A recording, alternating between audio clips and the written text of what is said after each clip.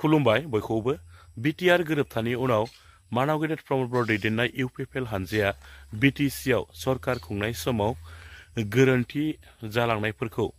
खौरांगिरि मेलनि गेजेरजों रोखायैनो फोरमायनानै होदों एमएलए रुबिराम नार्जारी बिथाङा। एमएलए रुबिराम नार्जारी बिथाङा खौरांगिरि मेलनि गेजेरजों गोबां बाथ्रा फोरमायदों। नोंथांमोना बे भिडिअखौ जोबजासिम नायोब्ला गासै बाथ्राखौ नोंथांमोना आबुङैनो मोनथिना लानो हागोन। दा बिनि सिगाङाव नोंथांमोना मिरु दुलाराय बर' फरायसा आफादनि गाहाय आफादगिरि मानाव गेदेर दिपेन बर' बिथांनि सुंद' बिबुंथि होनाय भिडिअ क्लिप्सखौ नायनानै लाग्रोदो। जों मिथिनो मोनदों जे फैबाय थानाय 5 अक्ट'बराव बिटिसिनि गोदान सरकार बियो अटेकिं लानो थांगासिनो दं, समायखिरा लानो। हाग्रामा महिलारी बिथांनि दैदेननायाव गोदान मोनसे सरकार दुलाराय बर' फरायसा आफादा अलरेडि जोङो जे रायजो राजानि जि मेन्डेट जि जनादेश बेखौ जोङो वेलकाम खालामबाय आरो दिनै बे हाबाफारिनि गेजेरजों आङो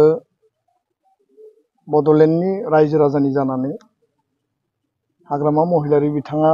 जे अटेकिं लागोन बिनि थाखाय बेस्ट उइसेसखौ आङो बावहरदों। दुलाराय बर' फरायसा आफाद, बर' थुनलाइ आफाद, मोन 16 आफादा इउनाइटेडलि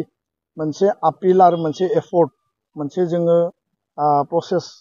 जोङो इनिसियेटिभ लादोंमोन जे बर'नि मोननै रिजनेल पार्टी आनसलिक दोलो बिपिएफ आरो इउपिपिएलआ खौसेयै ज' माने आवगायलांनांगौ, बुजा-बुजि आन्डारस्टेन्डिं बा एलायन्स खालामनांगौ। बेयो बिसायख'थिनि सिगांनि मोनसे इनिसियेटिभमोन बा थांनाय समनि इनिसियेटिभमोन। दा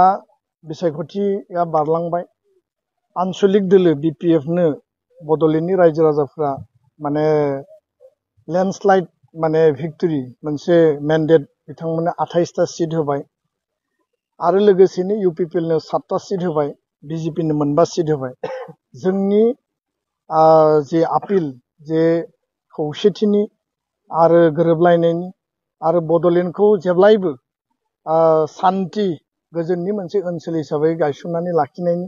बे गासैबो इनिसियेटिभखौ जोङो जेब्लायबो रेसपन्स होनानै जोङो हाबा मावबाय थादों, आवगायबाय थादों आरो दिनैनि बुब्लियाव दिनै बे अहिंसानि दिन आरो दिनै महात्मा गान्धीनि बे जोनोम सानाव बे साननि गेजेरजों आङो हाग्रामा महिलारी बिथां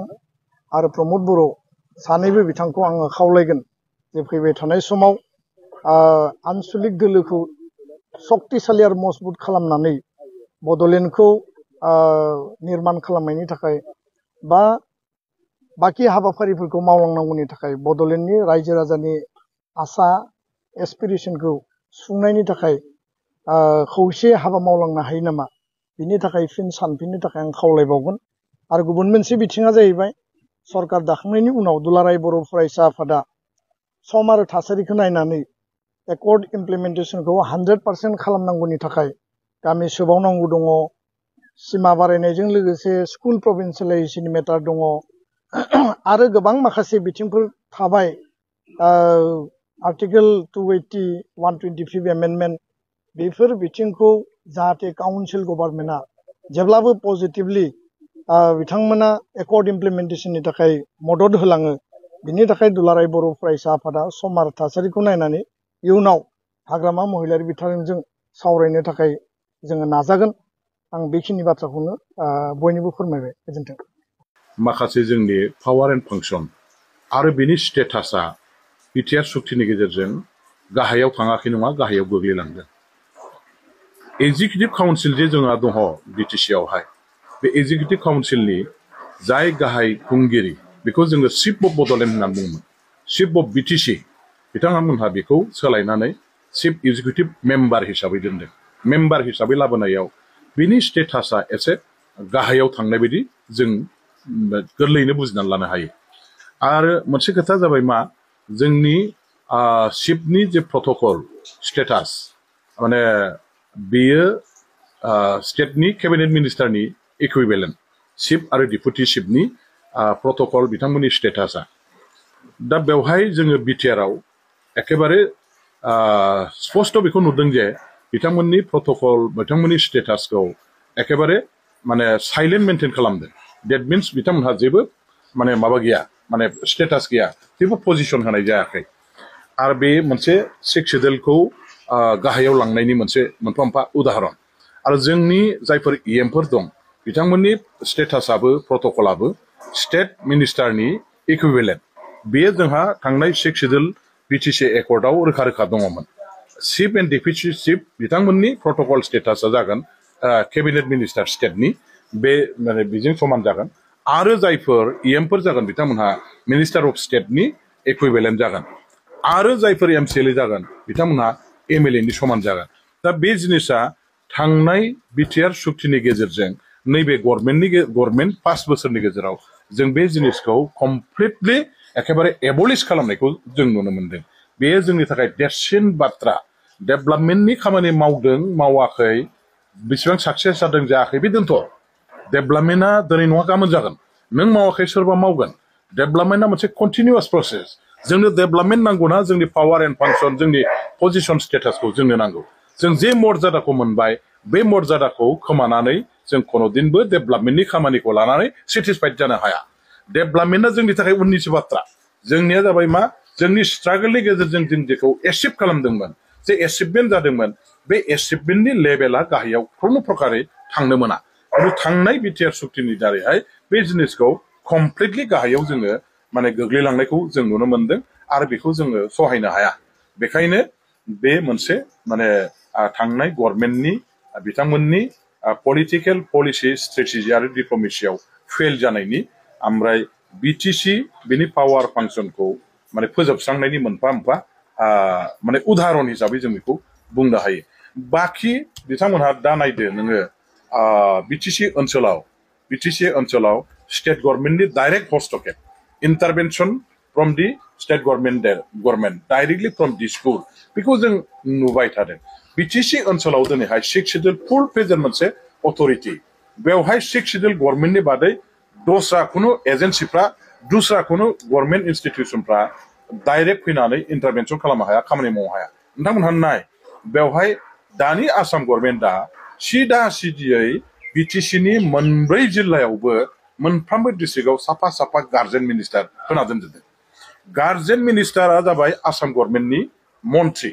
आसाम गभर्नमेन्टआ जोंनि बिटिसि ओनसोलनि सिक्स शेड्युल ओनसोलनि जिल्ला मोनफ्रोमावबो गार्जेन मिनिस्टार होननानै दोननायनि गेजेरजों गासैबो जोंनि डिपार्टमेन्ट गासैबो जोंनि पावार एन्ड फांसन जोंनि मा मावदों मा मावाखै बेखौ थरलि बिथांमोनहा मनिटरिं खालामबाय थादों थरलि बिथांमोनहा माने सुपारभाइज खालामबाय थानानै गावसोरनि गोसो बायदि स्किमफोरखौ इमप्लिमेन्ट खालामनायखौ बिथांमोनखौ खालामबाय थानायखौ जों नुनो मोनदों बे डाइरेक्टलि इन्टारभेनसन डाइरेक्टलि हस्तक्षेप खालामनाय जादों आरो बेवहाय पेरालेल गभर्नमेन्ट सालायनाय बायदि बे जिनिसखौ जों नुनो मोनदों बिटिसिजों लोगोसे एखेलगेनो स्टेट गभर्नमेन्टनिफ्राय बिटिसि ओनसोलाव पेरालेल गभर्नमेन्ट सालायनाय पेरालेल भाबै बिटिसि ओनसोलाव सालायबाय थानायखौ जों नुनो मोनदों बे पावारखौ डिभिजन खालामनायखौ जों नुदों सिक्स शेड्युल अथरिटिया जेराव दं बेवहाय सिक्स शेड्युलानो अल इन अल बेवहाय गुबुन माने सोरबा मिनिस्टार फैनानै बेयाव जों मावनाय जोंनि गासैबो पलिसि प्रग्राम स्किमफोरखौ बिथांमोनहा सुपारभाइज खालामनायनि बाथ्रा गैया जों जुदि इनभाइट खालामा जों जुदि लुबैयोबा आलादा जिनिस दा बेफोर गासैबो जिनिसा ए काइन्ड अफ माने मा होनो बेखौ encroachment of the power directly from the state government बे जिनिसखौ थांनाय बाराव जों नुनो मोनदों आरो बेनो जोंनि थाखाय मोनसे पावार एन्ड फांसनाव बिटिसिनि होखानाय पावार एन्ड फांसनाव बेखौ डिग्रेडेसन खालामनाय बे पावार एन्ड फांसनखौ खमायना होनाय बायदि जों नुनो मोनदों बेनिफ्राय नायदो दानिया नोङो 16था डिपार्टमेन्टनि बाथ्रा 16था डिपार्टमेन्टखौ जोङो बिटिसिया जे बिथांमोनहा नयिंलि आननयिंलि स्टेट गभर्नमेन्टखौ डाइरेक्ट एखेबारे बेवहाय आखाइ होनानै खामानि मावनो थ्र डिसिनि थ्रयैहाय स्टेट गभर्नमेन्टआ डाइरेक्ट खामानि मावफैनो हानाय बेनि मोनसे लामाखौ बिथांमोनहा हगारना होदों खुलिना होदों बे गेटखौ खुलिना होदों बेबो मोनसे जोंनि सिक्स शेड्युल अथरिटिखौ उइकेन खालामनाय दुर्बल खालामनायनि ओमफ्राय इन्डिपेन्डेन्टलि उइथ फुल अथरिटि खामानि मावनो हायै बायदि खालामनाय मोनसे बेबस्थामोन बे दा बेफोर गासैखौबो नायोबा जोङो दिनै नायदो जे रियेलि बे थांनाय 5 बोसोराव सिक्स शेड्युल जोंनि गभर्नमेन्टआ जेबो मावनो हानाय अबस्था फैयाखै फेल जादों साख्रि बाख्रिनि बेलायाव स्टेट गभर्नमेन्टआ डाइरेक्टलि आसामाव बिथांमोनहा रिक्रुटमेन्ट खालामनानै एमप्लयमेन्ट होनानै जोंनि बिटिसिआव पस्टिं खालामहरबाय थादों बिटिसिनि उइदाउट हेभिं एनि माने एनअसि কোনো एनओसी गैया without having any consultation with the মানে council authority they have directly appointed their মানে employees and posted there in BTC बे जिनिसा कोनो प्रकारे acceptable जानो हाया बे 6 शेड्यूल ओनसोलाव 4th grade 3rd grade नि appointing and posting authority आ BTC ल BTC authority ल किन्तु बेखौ दिनै NSM आवनो होन NSM निफ्राय डाइरेक्ट बे नार्सफोरनि एपइन्टमेन्ट मानिबा एपइन्टमेन्ट दिसफोरनिफ्राय डाइरेक्ट खालामबाय थानाया ठीक जायाखै गुबुन डिपार्टमेन्टआव माने बिथांमोनहा डाइरेक्ट दिसफोरनिफ्राय क'क्राझाराव बा बिटिसिआव एपइन्टमेन्ट होबाय थादों जोंनि गथ'फ्रा बहा साख्रि मावनानै मोनजागोन जोंनि पस्टआव जोंनि खालि पस्टआव जोंनि गथ'फोरखौ जुदि जों साख्रि होनायनि स्क'पआनो जुदि गोमालांजोबोब्ला बेवहाय जुदि बाहेरानिफ्रायसो हाबफैजोबोबा जोंनि मोजां गथ'फ्रा गोरों गथ'फ्रा जेरावनाखि मावनानै दिनैहाय बिसोरो गावबा गावनि खाबुखौ लानांगौमोन बेखिनिखौबो दिनैहाय जों खोमानानै लानायखौ नुदों बे मोनसे जोंनि पावार एन्ड फांसनखौ कमप्रमाइज खालामनाय जादों एपइन्टिं अथरिटि पावार एन्ड फांसन 3rd grade 4th grade नि बेलायाव जोंहा जे दङ बेखौ जों कमप्रमाइज खालामनाय जादों सारेन्डार खालामनाय जादों स्टेट गभर्नमेन्टनो बे मोनसे जाबाय ओमफ्राय दानिया नायदो नोङो हाग्रामा महिलारि खुंनायनि आमोलाव थांनाय 15 बोसोराव बिटिसिनि बाहेरानि खुनु थिकादार कन्ट्राक्टरा बिटिसिनि खुनु स्किमनि सायाव टेन्डार गावनायनि बे अधिकार गैयामोन बेवहाय मोनसे खोथा दंमोन जाय मानसिया टेन्डार गावगोन बे मानसिया बिटिसिनि थागिबि जानांगोन बिटिसिनि थागिबियाल'आनो बेयो बिटिसिनि ओंखारनाय गासैबो डिपार्टमेन्टनि खामानिफ्राव टेन्डारखौ गावनो हागोन खिन्थु थांनाय बाराव जों नुबाय मा दिनैहाय डिब्रुगड़ तिनिसुकिया धेमाजि नलबारि बरपेटा आमार माने मा होनो सिलचरनि धुबरी बेलासिपारानि थिकादारफ्रा गासैबो डिपार्टमेन्टनि जोंनि कन्ट्राक्ट थिका जेब्ला टेन्डार जादोंमोन बेवहाय बिथांमोनहा बे टेन्डाराव पार्टिसिपेट खालामफैनानै बाहेरानि थिकादारफ्रा गासैबो बेफोर खामानिफोरखौ लाफैजोबदों जाहोनाव जोंनि लकेल जायफोर डमेस्टिक जोंनि जायफोर माने खामानि मावनानै जाग्रा कन्ट्राक्ट थिकादारफोर बिथांमोनहा खामानि गैयै जादों आरो बिटिसिनि थाखाया बाहेरायाव डाइरेक्ट थांजोबनायाव बिटिसि ओनसोलाव बेफार बानिज्य गासैबो मार्केटआ थाखा फैसा गैयै जानायाव गासैबो जोंनि इक'नमिक एक्टिभिटिसआनो एकदम जुरुला जाजोबदों गिदिर बेफार बानिज्य बिजनेस कमिउनिटिनि मानसिफ्रा बिथांमोनहा थांनाय 5 बोसोराव माने डेभेलप जानो हायाखै बेसाखिना जायाखै बेफार बानिज्यआ मोजां सोलियाखै बिथांमोननि इक'नमिक कन्डिशना एकदम माने ब्रेकडाउन जालांदों मानो होनोबा बिटिसिनि थाखाया बिटिसिनि आखायाव थायाखै बिटिसिनि मानसिया कन्ट्राक्ट थिकाखौ मावनो मोननाय मोनबा बे मानसिनि आखायाव थाखा थानाय मोनबा बिटिसिनि हाथाय बाजार सहर बन्दरावनो बिथांमोनहा बाजार खालामगौमोन खिन्थु दिनै नलबारि बरपेटा डिब्रुगड़ तिनिसुकिया सिलचरनि बबा धुबरी बेलासिपारानि मानसिफ्रासो बिटिसिनि पिडब्लिउडिनि खामानि बिटिसिनि इरिगेसननि खामानि हेल्थ डिपार्टमेन्टनि गासिबो ओंखारनाय टेन्डारफोरखौ बिथांमोनहा मावजोबोबा खामानि मावखांनानै जे बिल मोनगोन बे बिलखौ दिनैहाय गावबागाव हम डिस्ट्रिक्टआव थांनानै गावनि हम टाउनाव बिथांमोनहा गावनि हम सिटियाव बिथांमोनहा मार्केट खालामहैगोन आरो बिटिसिनि थाखाय बहाय इउटिलाइज जागोन बे जादों ए काइन्ड अफ इक'नमिक एक्सप्लयटेसन बेबायदि मोनसे प्रसेस जे जादोंमोन जों बेखौ बुंनो हायो बिटिसिनि थाखाखौ लांनानै बिटिसिनि थाखाया दिनै जुदि बिटिसिनि रायजोफोरनि आखायाव थायाबा बिटिसिया इक'नमिकेलि बोरैहाय डेभेलप जानो हागौ बिटिसिनि थाखा बिटिसियाव थानांगोन दा बेफोर गासैखौबो नायोब्ला नोङो माने रियेलि थांनाय 5 बोसोराव बे बिटिसिनि गासैबो माबाफ्रा डेभेलपमेन्टनि प्रसेस बेनि पावार एन्ड फांसन पजिशन स्टेटास क्रेडिबिलिटिया डेमेज जायाखै नङा जादों